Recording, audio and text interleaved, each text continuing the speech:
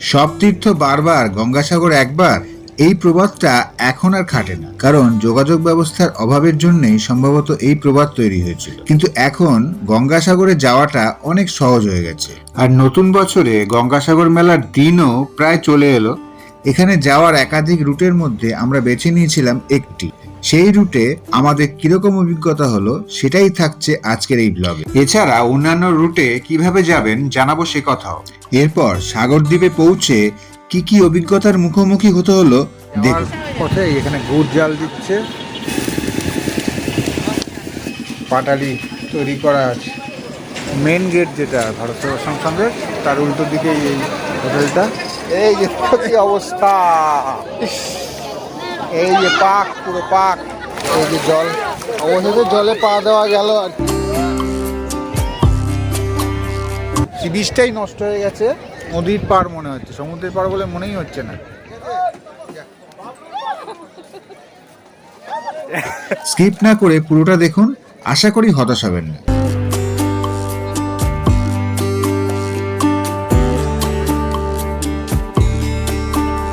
সকাল, good morning. আবার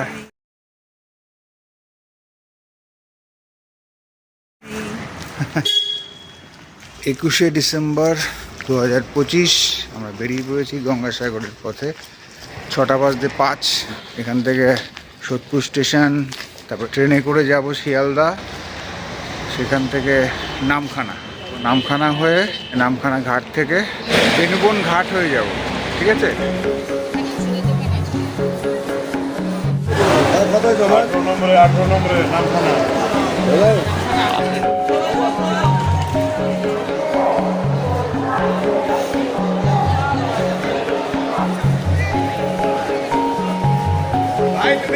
তো নামখানা লোকাল দিয়ে দিয়েছে 18 নম্বরে। 7:14 টাইমে সিট পাবো কিনা জানি না, নাকি দাঁড়িয়ে যেতে হবে, দেখে নিচ্ছি। তো 7:14তেই ছাড়লো, একদম রাইট টাইমই ছেড়ে দিল। ট্রেনে বসার জায়গা ম্যানেজ হলেও ভিড়ের মধ্যে ব্লক করা মাথায় উঠল। লক্ষ্মীকান্তপুর এলো, 2 মিনিট দাঁড়াবে এখানে। ঠিক আছে, ভিড়ের মধ্যে যেতে পারছি না। নামখানা লোকাল ছাড়াও লক্ষ্মীকান্তপুর লোকালও লক্ষ্মীকান্তপুরে 20 মিনিট দাঁড়িয়ে নামখানা রওনা হয়, এটা জেনে রাখা দরকার। এরপর আরো মিনিট 40 পর কাকদ্বীপ পেরোলো। এখানে নেমেই কিন্তু বেশিরভাগ যাত্রী লট নাম্বার 8-এ ভেসেল ধরে গঙ্গাসাগর যায়। এই 10:20-তে পৌঁছলাম নামখানাতে, এই প্রান্তিক স্টেশন এই এখানে। ঠিক আছে, প্রচণ্ড ভিড় হয়েছিল আজকে, পরীক্ষা ছিল, এই চাকরির পরীক্ষা ছিল 2-3টে, সেই জন্যই এত ভিড় হয়েছে, নাহলে এতটা ভিড় হয় না সাধারণত। এটাই আর ঘুগনি খাচ্ছি, 115 টাকা করে খেয়ে নিচ্ছি।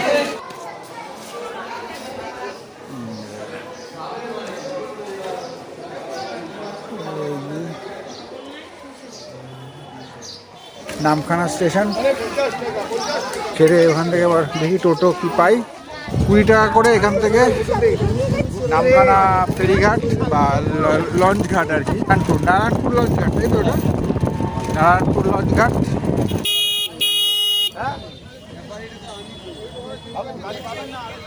টোটোতে নামলাম, নেমে এবার এখানে যাচ্ছি। দেখি এই নদীটা হচ্ছে হাতানিয়া দোয়ানিয়া নদী, এটা গিয়ে মিশছে সোজা হুগলি নদীতে এদিকে। এই ব্রিজটা বকখালি চলে যাচ্ছে।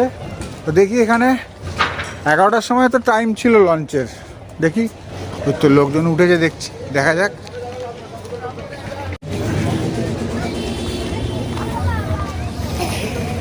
যাবে 11টায়? হবে মানে বেনুবন তো। হ্যাঁ হ্যাঁ, এরপরে কটা লঞ্চ?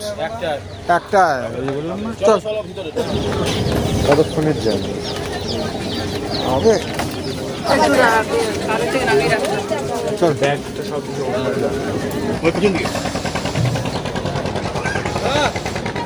ব্যাগটা খালি দেখে নাও।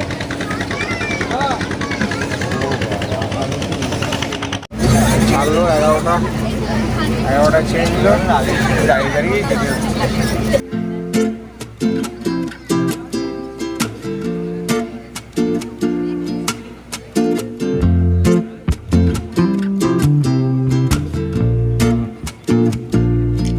বেনুবন ঘাট পৌঁছতে ঘন্টাখানেক লাগবে, তাই অন্য রুটগুলো দেখে নি। এই রুট ছাড়াও গঙ্গাসাগরে যাওয়ার পুরনো ও জনপ্রিয় রুট শিয়ালদহ থেকে নামখানা বা লক্ষ্মীকান্তপুর লোকালে কাকদ্বীপ নেমে সেখান থেকে টোটোতে লট নাম্বার 8 ঘাট, সেখান থেকে ভেসেলে কচুবেড়িয়া ঘাট, সেখান থেকে অটো, ম্যাজিক ভ্যান বা বাসে গঙ্গাসাগর বাস স্ট্যান্ড, সেখান থেকে হেঁটে বা টোটোতে আপনার হোটেল।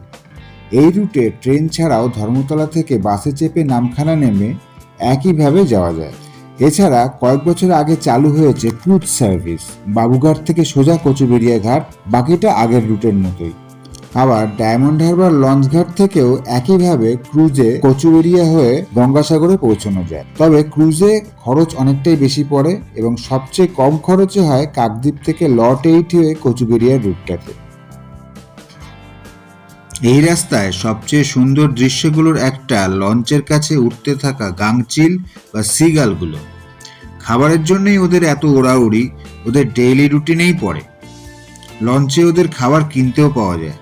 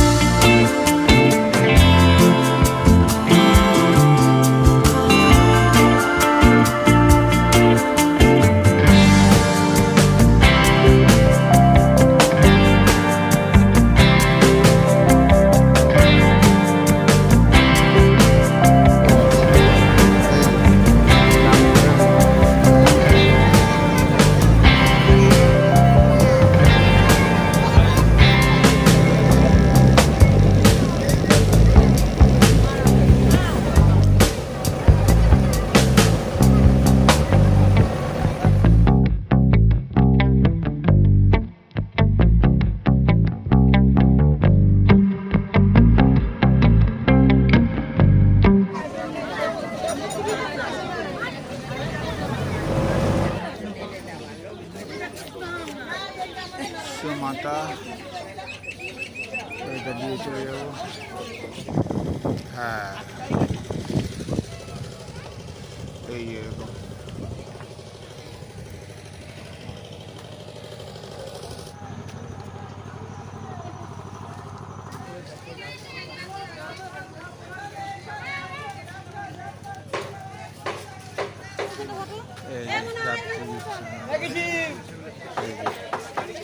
Welcome to জিবিডিএ। আর এখানেই ম্যাজিক স্ট্যান্ড আর টোটো স্ট্যান্ড আছে, এখান থেকে পরে আমরা যাব, দেখি আগে চা পাই কিনা। এখানে একটা কথা, বেনুবন ঘাটে লঞ্চ থেকে নেমেই টোটো বা ম্যাজিক ধরে নিতে হবে। জনপ্রতি 60 টাকা করে গঙ্গাসাগর। কিন্তু আমরা চা খেতে কিছুটা দেরি হয়, ফলে একটা টোটোতে 4 জনের ভাড়া দিয়ে 3 জনকে যেতে হলো, কারণ আর কোনো প্যাসেঞ্জার ছিল না। এই ব্যাপারটা এখানে মাথায় রাখবেন।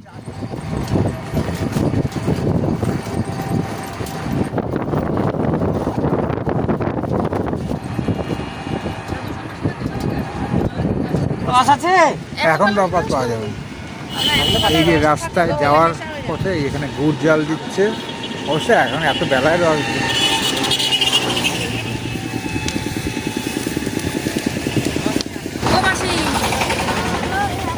ভোরবেলা রস পাওয়া যাবে আসলে?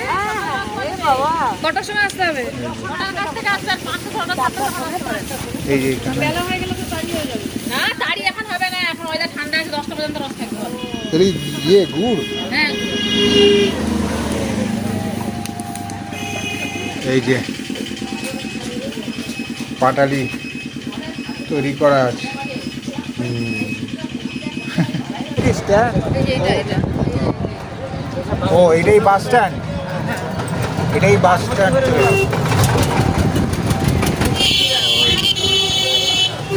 ওইটাই মেন গেট নাকি? তো এই যে আমাদের হোটেল খনিকা হোটেল চলে এসছে। এই যে আমরা এদিক দিয়ে এলাম, ভারত সেবাশ্রম সংঘটা পেরিয়ে এলাম। ফোন নাম্বারটাও দেওয়া রইল, আমি রিভিউটা পরে দিয়ে দেবো। ঠিক আছে, এখান দিয়ে এন্ট্রিটা। আচ্ছা, এই এন্ট্রেন্সটা আছে ছোট, এখানে খাওয়া দাওয়ার অবস্থা আমরা আমাদের ঘরটাই দেখাই।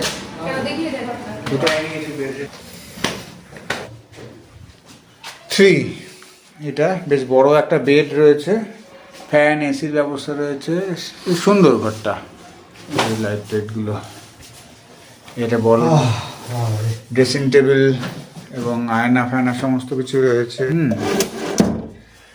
কাবার্ড, ঠিক আছে, কম্বল টম্বল আছে, এদিকে জানলা, ওদিকে ফ্যান আছে, এদিকে ফ্যান আছে, ও চার্জিং পয়েন্ট এখানে অনেকগুলো আছে, এইদিকে দুটো আছে, খবর রাখার জন্য এই হুক রয়েছে।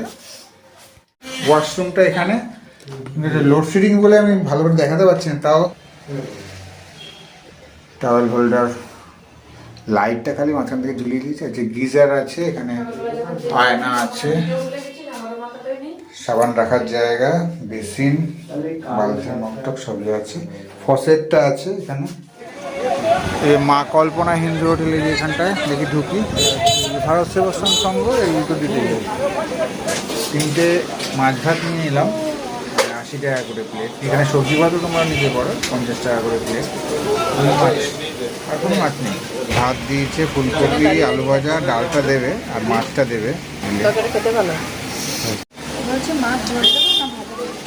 হ্যাঁ, ঝোলে দিন।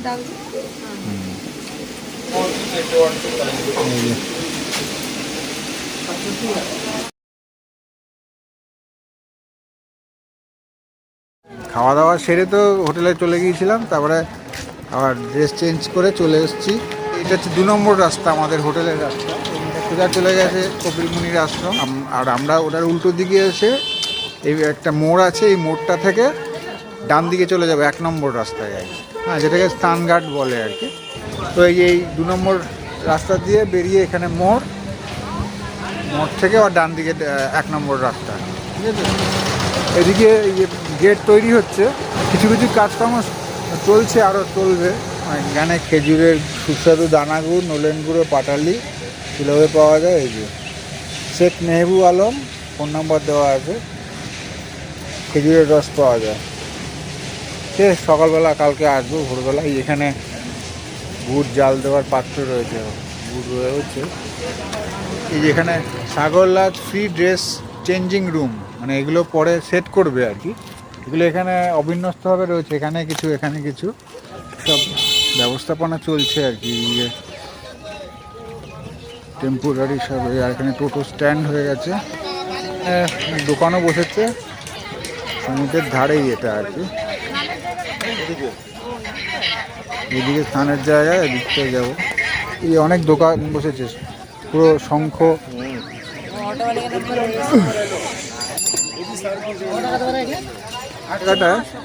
স্ট্রাকচার তৈরি হচ্ছে, এখানে থাকবে পরবর্তীকালে, মানে যখন মেলার সময় আর কি। মেলা তো এখন বেশ কিছুদিন দেরি আছে, মেলার সময় এখানে স্ট্রাকচার তৈরি হচ্ছে, সব প্রস্তুতি চলছে আর কি। এই এখান দিয়ে নামতে হবে, এই টোটো স্ট্যান্ডের ওখানে জুতো রেখে এসছে। আবার এখানে যদি ডাব্বা আছে, কি কন্টেনার আছে, এগুলোতে জল নিয়ে যাওয়ার জন্য। এখানে পুজোর উপচার রয়েছে, এখানে কিছু রয়েছে, চায়ের দোকান রয়েছে, এই যে 4-5টা এরকম। আস্তে আস্তে সেই যে সাধু বাবারা বসে রয়েছে। আর এই যে এদিকে আবার শালকুটি দিয়ে ঘেরা রয়েছে, বেশ কিছুটা দূরে যেতে হবে আমাদের।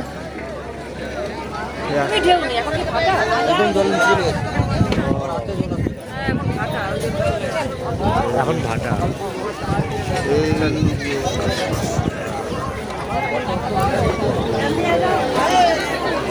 পুরো কাদা, এরকম অবস্থা, কাদা, এই অবস্থা।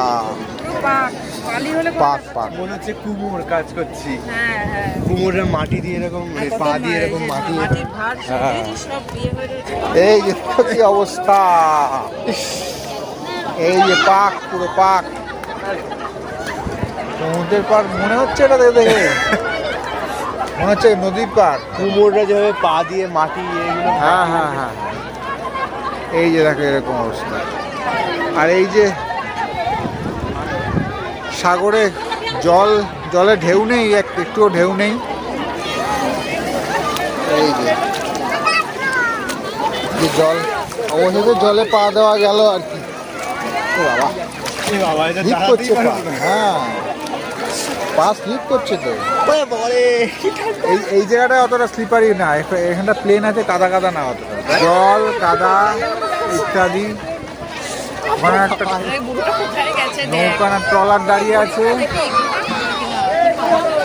এদিকটা একটু ফাঁকা ফাঁকা রয়েছে।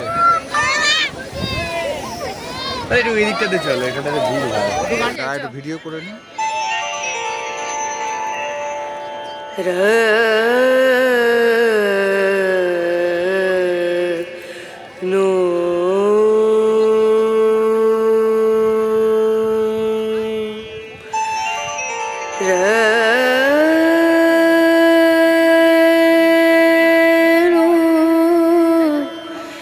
নষ্ট হয়ে গেছে এই সি বিচের, এই সি বিচটাই নষ্ট হয়ে গেছে।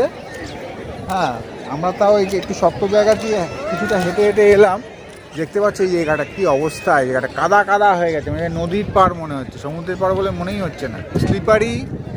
ঠিক আছে, কিন্তু যেহেতু স্থান মাহাত্ম্য গঙ্গাসাগর, হ্যাঁ, শয়ে শয়ে বছর ধরে শুধু ভারতবর্ষেরই নয়, ভারতবর্ষের বিভিন্ন জায়গার তো বটেই, মানে ইন্টারন্যাশনালি একটা পপুলার এবং রিলিজিয়াস জায়গা আর কি।